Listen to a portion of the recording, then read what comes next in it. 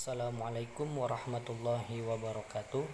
Saya Flavio Muhammad Latoti, perwakilan dari kelompok 9. Di sini saya akan membahas 3 pembahasan.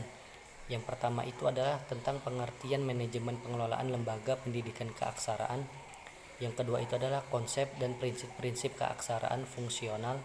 Dan yang ketiga itu adalah pendekatan pelaksanaan keaksaraan fungsional.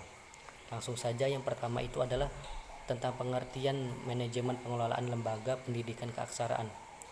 Jadi manajemen itu sendiri itu adalah melakukan pengelolaan sumber daya yang dimiliki oleh sekolah atau organisasi yang diantaranya adalah manusia, uang, metode, material, mesin, dan pemasaran yang dilakukan dengan sistematis dalam suatu proses.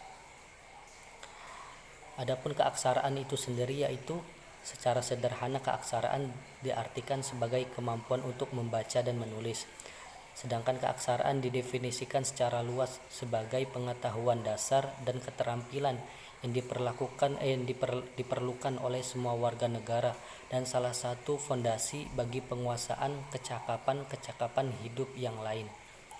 Adapun pendidikan keaksaraan itu adalah pendidikan yang diselenggarakan bagi anggota masyarakat yang buta aksara sehingga menjadi melek aksara dari angka dan angka, melek bahasa Indonesia, dan melek pengetahuan dasar sebagai bekal dalam upaya meningkatkan kesejahteraan hidupnya. Adapun pengertian dari manajemen pendidikan keaksaraan itu sendiri adalah suatu proses pengelolaan program pendidikan luar sekolah dalam bidang pengentasan buta aksara dengan tujuan untuk meningkatkan pengetahuan membaca, menulis, dan berhitung serta keterampilan fungsional untuk meningkatkan taraf hidup warga belajar dan menggali potensi dan sumber-sumber kehidupan yang ada di lingkungan sekitar warga belajar untuk memecahkan masalah keaksaraannya. Yang kedua itu adalah tentang konsep dan prinsip-prinsip dari keaksaraan fungsional. Ada beberapa prinsip-prinsip dari penyelenggaraan keaksaraan fungsional itu sendiri.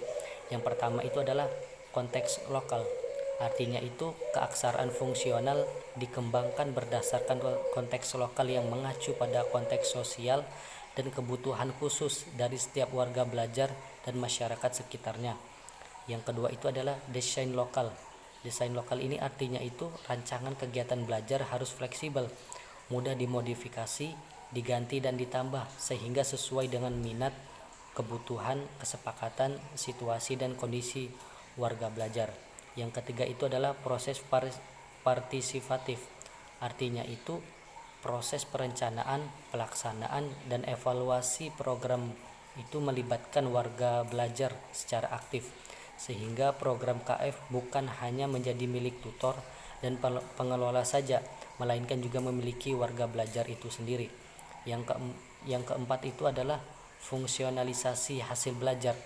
Artinya itu apa yang diperoleh oleh warga belajar itu diharapkan dapat memfungsikan keaksaraannya untuk menganalisa dan memecahkan masalah yang dihadapi, utamanya itu keaksaraan, dan untuk meningkatkan mutu taraf hidupnya itu sendiri.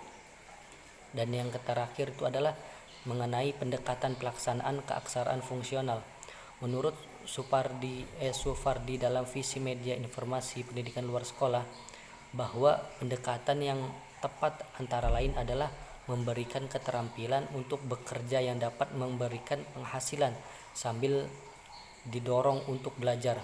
Dengan demikian, pendekatan yang tepat untuk kegiatan pelaksanaan keaksaraan itu adalah dengan cara memberikan keterampilan pada warga belajar yang bertujuan mengatasi masalah kehidupannya dalam mengatasi masalah kehidupannya itu sendiri dan lingkungan sekitarnya.